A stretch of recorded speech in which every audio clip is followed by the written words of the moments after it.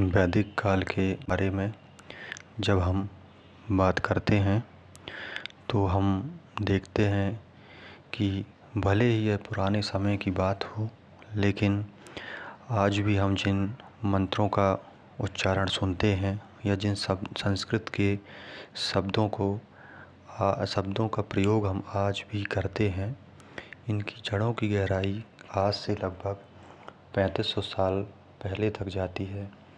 आज हम एक ऐसे युग में चलेंगे जहाँ ना कोई बिजली थी, ना इंटरनेट, लेकिन जहाँ से हमारी संस्कृति, दर्शन, हमारी पहचान का निर्माण शुरू हुआ था। आज का हमारा विषय है वैदिक काल। वैदिक काल में जो वैदिक शब्द है वह वेद से बना है और वेद का अर्थ होता है ज्ञान। वैदिक संस्कृति के निर्माता आर्य थे और वैदिक संस्कृति में आर्य शब्द का अर्थ होता था श्रेष्ठ, उत्तम, कुलीन या उत्कृष्ट होता। वैदिक सभ्यता के समय काल की बात की जाए तो यह सिंधु घाटी सभ्यता के पतन के पश्चात एक नई ग्रामीण सभ्यता का विकास हुआ, उसे वैदिक सभ्यता के नाम से जानते हैं। इसकी समय सीमा लगभग 1500 ईसा पूर्व से 600 ईसा पूर्व तक मानी जाती है। भारत में आर्यों के द्वारा सप्त सैंधव क्षेत्र में जिस संस्कृति का विकास हुआ उसे वैदिक संस्कृति के नाम से जाना जाता है।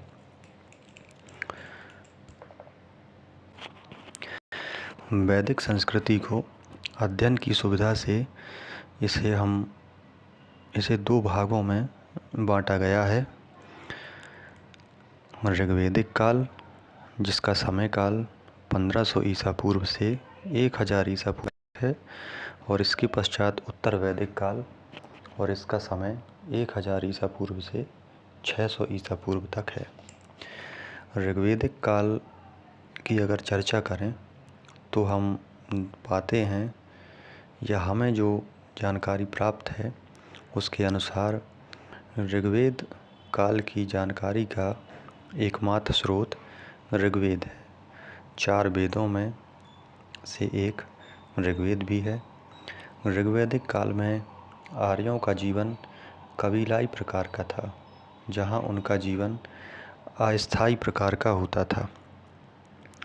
भौगोलिक विस्तार की बात करें तो आर्य ऋग्वेद में सप्त सैंधव प्रदेश का वर्णन मिलता है। यहाँ 7 नदियाँ, जिनमें सिंधु, सतलुज, ब्यास, रावी, चेनाब, झेलम जैसी नदियों का उल्लेख मिलता है। हालांकि ऋग्वेदिक काल में इन नदियों के नाम भिन्न थे, जैसे सिंधु को सुवासा, सतलुज को शतुद्री, ब्यास विपासा, झेलम वितस्ता, रावी परुष्णी, चेनाब अस्किनी, इन नामों से जाना जाता था। और ऋग्वेद में अफ़गानिस्तान की 4 नदियों का उल्लेख भी मिलता है, जिनमें कुब्रा अर्थात काबुल, कुर्रम, गोमती या गोमल और स्वात का उल्लेख है। और इससे स्पष्ट होता है कि आर्य सर्वप्रथम पंजाब और अफ़गानिस्तान के क्षेत्रों में बसे थे। ऋग्वेद के नदी सूक्त में 21 नदियों का उल्लेख है, जिनमें सिंधु नदी का सर्वाधिक उल्लेख है। ऋग्वेदिक आर्यों की सबसे पवित्र नदी सरस्वती थी, जिसे माते तमा, देवी तमा एवं नदी तमा कहा गया है। गंगा नदी का भी उल्लेख है और यमुना नदी का भी उल्लेख है। फिर अगर राजनैतिक व्यवस्था की बात की जाए तो हम देखते हैं कि ऋग्वेदिक काल में प्रशासन मुख्यतः एक कबीलाई व्यवस्था वाला था, जिनमें सैनिक भावना की प्रधानता पाई जाती थी। और ऋग्वेदिक काल में जो सबसे छोटी इकाई थी वह कुल अर्थात परिवार थी, और कुल के प्रधान को कुलप कहा जाता था। इसके अलावा जो अन्य इकाइयाँ थीं उनमें ग्राम, बिस और जन ये उच्चतर इकाइयाँ थीं। और ग्राम संभवतः या कह सकते हैं कि ग्राम कई परिवारों का समूह एक स्थान पर निवास करता था, उसे ग्राम कहते थे। और ग्राम का जो प्रधान होता था उसे ग्रामणी कहा जाता था। अब ग्राम से भी बड़ी जो इकाई थी जिसे बिस कहा जाता था, और बिस कई गांवों का समूह होता था, और बिस के प्रधान को बिसपति कहा जाता था। अनेक बिसों का समूह जन होता था, और जन के प्रधान को जनपति कहा जाता था या राजा कहा जाता था। फिर जब हम देखते हैं कि राजा का चुनाव किस प्रकार होता था, तो राजा के चुनाव में समिति की महत्वपूर्ण भूमिका होती थी, और राजा को गोपति भी कहा जाता था। जनस्य गोपा भी नाम होता था। गोपति जिनमें गायों का रक्षा की होता था, और राजा आनुवंशिक होता था, लेकिन उस पर समिति का नियंत्रण होता था, जिससे राजा निरंकुश नहीं होते थे। इसके अलावा बात की जाए जो संस्थाएं थीं ऋग्वैदिक काल के दौरान, उनमें सभा, समिति और विदत जैसी संस्थाओं का उल्लेख मिलता है। ऋग्वेद की सबसे प्राचीन संस्था विदत थी, और सभा मुख्य रूप से वृद्धजनों और कुलीन व्यक्तियों की आम सभा थी, और इसके प्रमुख को ईशान कहा जाता था। स्त्रियां केवल सभा में ही भाग ले सकती थीं, और विदत सबसे प्राचीन संस्था थी। लेकिन इस संस्था का कार्य था कि जब लूट का जो धन या वस्तुएं होती थीं उनका बंटवारा होता था। राजा को प्रजा के द्वारा एक उपहार भी स्वेच्छा से दिया जाता था, जिसे बलि कहा जाता था, और इसके बदले में राजा प्रजा की सुरक्षा की जिम्मेदारी लेता था। ऋग्वेद में दसराक युद्ध का भी वर्णन है, जो कि रावी नदी के तट पर भरत वंश के राजा सुदास और 10 अन्य जनों, जिनमें 5 आर्य एवं 5 अनार्य के बीच हुआ था। और दसराग युद्ध में सुदास की विजय हुई, और सुदास के मुख्य पुरोहित वशिष्ठ थे, जबकि 10 राजाओं के संघ के पुरोहित विश्वामित्र थे। और दसराग युद्ध के संबंध में जो हमें वर्णन प्राप्त होता है वह ऋग्वेद के 7वें मंडल से प्राप्त होता है। अब अगर सामाजिक व्यवस्था की बात की जाए तो ऋग्वैदिक काल में समाज के संगठन का आधार गोत्र था, जो प्रत्येक व्यक्ति की पहचान का आधार होता था। समाज पितृसत्तात्मक होता था, और संयुक्त परिवार की प्रथा प्रचलित थी। स्त्रियों की दशा के संबंध में अगर ऋग्वैदिक काल में देखें तो स्त्रियों की दशा अत्यंत सम्मानजनक थी, अच्छी थी। कन्याओं का उपनयन संस्कार होता था। स्त्रियों में पुनर्विवाह, नियोग प्रथा और बहुविवाह का प्रचलन था। ऋग्वेद में लोपामुद्रा, घोषा, शिक्ता, अपाला, विश्वस्वा जैसी विदुषी विद्वान स्त्रियों का उल्लेख मिलता है, जिनके द्वारा ऋग्वेद में बहुत सारी ऋचाओं अर्थात मंत्रों की भी रचना की गई है। पर्दा प्रथा एवं सती प्रथा का प्रचलन ऋग्वैदिक समाज में नहीं था। विवाह के 2 प्रकार प्रचलित थे, जिनमें एक अनुलोम विवाह और द्वितीय प्रतिलोम विवाह था। अनुलोम विवाह में उच्च वर्ण का पुरुष होता है और निम्न वर्ण की स्त्री के बीच विवाह संपन्न होता है। और जो प्रतिलोम विवाह है उसमें उच्च वर्ण की स्त्री और निम्न वर्ण के पुरुष के बीच विवाह संपन्न होता है।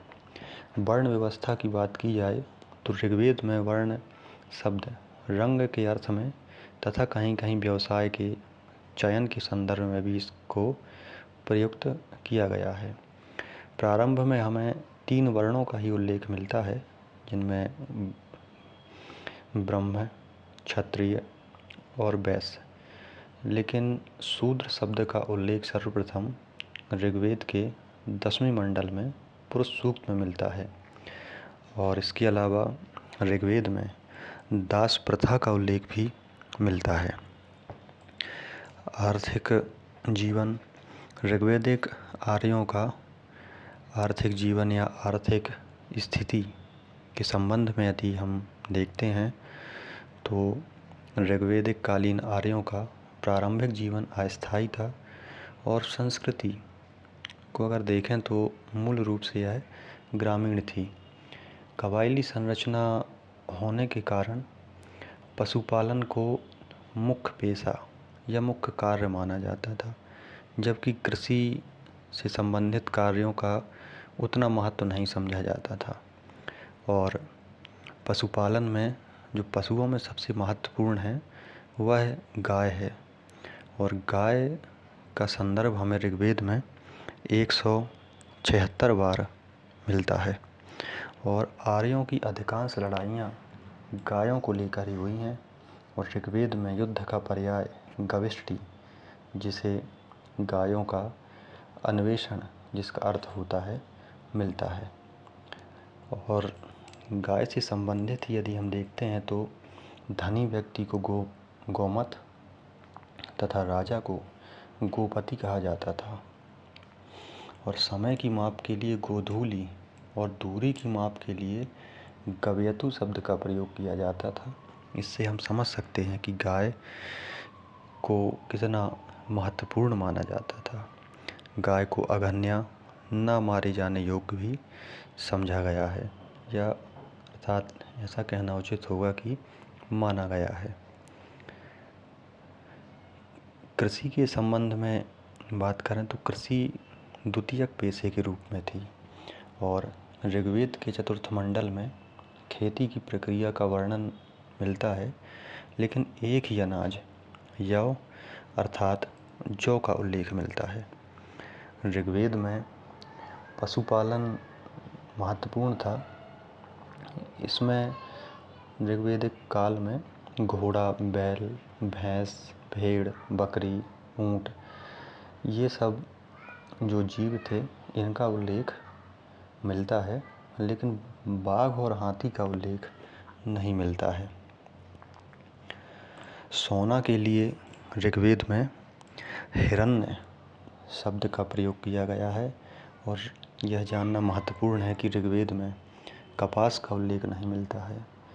और इस काल में ऋण देकर ब्याज लेने वाले को बैकनाथ यानी सूदखोर कहा जाता था। तो अगर हम देखते हैं तो ये कीवर्ड परीक्षा के लिए बहुत महत्वपूर्ण है, जैसे गविष्टि गायों का अन्वेषण, राजा को गोपति कहा जाता था, और सोना के लिए हिरण्य शब्द का उल्लेख मिलता है, सूदखोर के लिए बेकनाथ का उल्लेख मिलता है, जौ को यव भी कहा जाता था।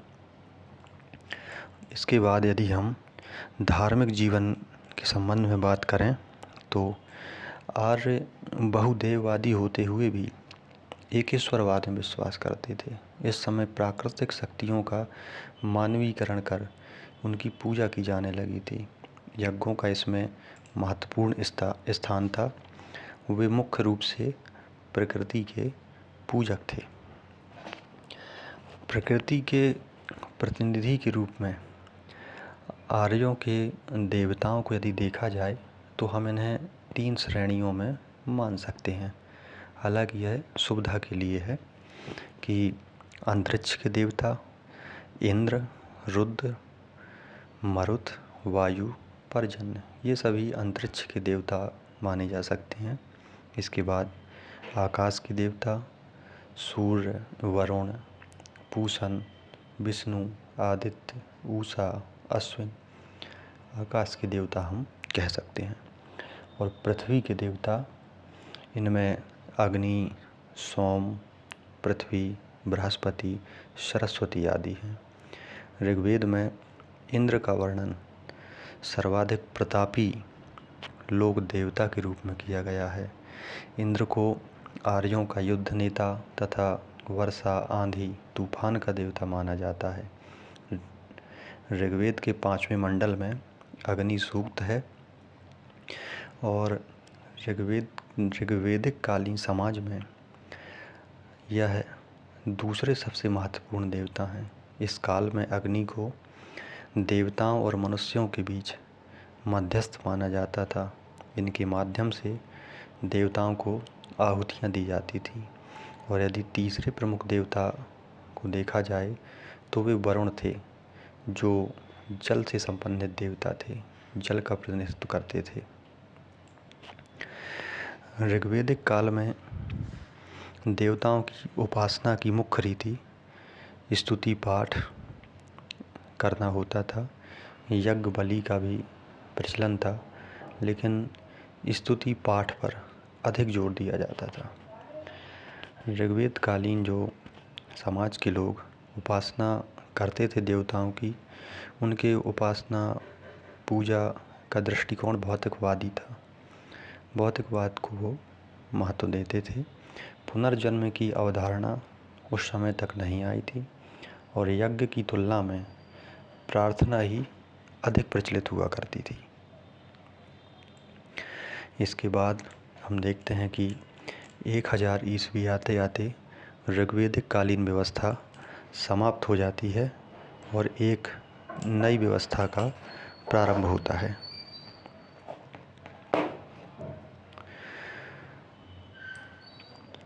इस संदर्भ में यदि देखा जाए तो ऋग्वेदिक काल की समाप्ति के पीछे यदि कारणों की चर्चा करें तो सिंधु घाटी सभ्यता की तरह अचानक से समाप्ति इनका कारण नहीं है, बल्कि संस्कृति का क्रमिक विकास और भौगोलिक परिवर्तन को इसके पीछे विशेष कारण माना जा सकता है। और यदि मुख्य कारणों की चर्चा की जाए तो हम देखते हैं कि लोहे की खोज होने से तांबे और कांसे के जो भी औजार होते थे उनकी अपेक्षा ज़्यादा मजबूत औजार बनाए जाने लगे, जिससे जंगलों को साफ़ करने की सुविधा हुई। भौगोलिक विस्तार हुआ इसकी वजह से, क्योंकि जो भी घने जंगल होते थे उनको काटा गया और गंगा, यमुना, दोआब वर्तमान के पश्चिमी उत्तर प्रदेश और बिहार के जो क्षेत्र हैं वहाँ पर बसना प्रारंभ हो गया। पशुपालन से कृषि व्यवस्था की ओर उन्मुख हुए और अब आर्यों का मुख्य पेशा पशुपालन न होकर कृषि हो गया था। इस प्रकार हम देखते हैं कि इतिहास में यह जो चरण है वह कांस्य युग की समाप्ति का चरण है और लौह युग की शुरुआत का चरण है। लेकिन यदि हम देखें कि ऋग्वेद में मंत्र रचे जा रहे थे और यदि समकालीन दुनिया, ऋग्वेद कालीन जो समाज था वह दुनिया के एक हिस्से पर निवास करता था, इसके अलावा दुनिया के विभिन्न हिस्सों पर जो उस दौरान के समाज थे, तो उनके संदर्भ में यदि देखें कि वे कौन कौन से समाज थे और कहाँ कहाँ व्यवस्थाएं चल रही थी, तो उनमें हम पाते हैं कि जो पश्चिमी एशिया, मेसोपोटामिया का क्षेत्र था, वहाँ पर एक अलग सभ्यता निवास कर रही थी। इनमें हित्ती और मितानी साम्राज्य, जो कि आधुनिक तुर्की के और सीरिया के क्षेत्र में इन साम्राज्यों का दबदबा था। बोगज कोई अभिलेख बोवच कोई अभिलेख जो है वह ऋग्वेद काल और विश्व इतिहास के बीच सबसे महत्वपूर्ण प्रमाण है। बेबीलोन आधुनिक इराक के क्षेत्र में इस समय कस्सीट राजवंश का शासन था। इसके अलावा वर्तमान में जिसे हम इजिप्ट के नाम से जानते हैं, वह प्राचीन काल में जो मिस्र था वह अपने इतिहास के स्वर्णिम दौर से गुजर रहा था, जिनमें नवीन साम्राज्य 1550 ईसा पूर्व से 1070 ईसा पूर्व तक का समय था। इस दौरान मिस्र एक विशाल साम्राज्य बन चुका था और वहाँ विशाल मंदिर और राजाओं की घाटी का निर्माण हो रहा था। इसके अलावा चीन में सांग राजवंश का शासन चल रहा था और लेखन कला का वहाँ विकास हो रहा था और चीनी कांस्य युग चरम पर था। इसी काल में चीन में पहली बार व्यवस्थित लेखन कला का विकास हुआ था, जिसका उपयोग भविष्यवाणी करने के लिए किया जाता था। इसे ऑरिकल बोन स्क्रिप्ट कहते थे और इस में महत्वपूर्ण ये थी कि इसमें जो भविष्यवाणी की जाती थी, तो भविष्यवाणी करने के लिए हड्डियों और कछुओं के खोल का प्रयोग किया जाता था। और इसी के बाद 1046 ईसा पूर्व में झोउ राजवंश की शुरुआत हुई। इसके अलावा यूनान और भूमध्य सागर का जो क्षेत्र था, वहाँ पर माइसीनियन सभ्यता,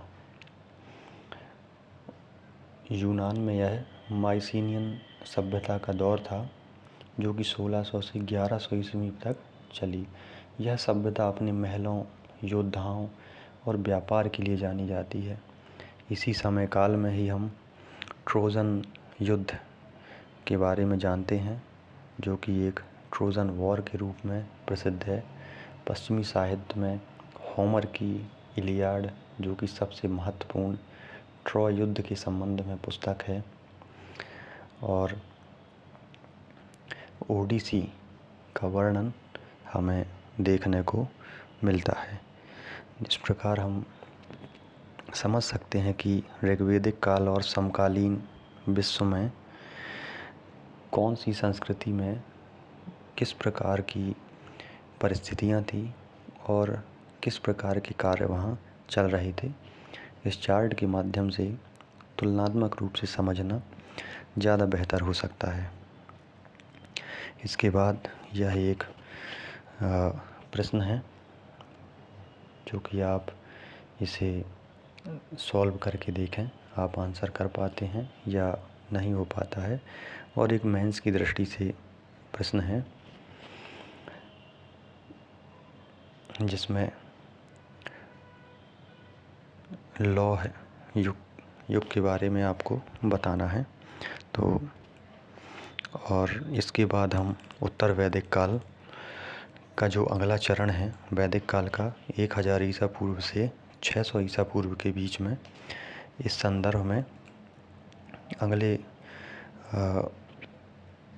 वीडियो में या लेक्चर में चर्चा करेंगे। आप लोग अपनी सुझाव और प्रतिक्रियाएं साझा कर सकते हैं, ताकि इनको और बेहतर बनाने का प्रयास किया जाए।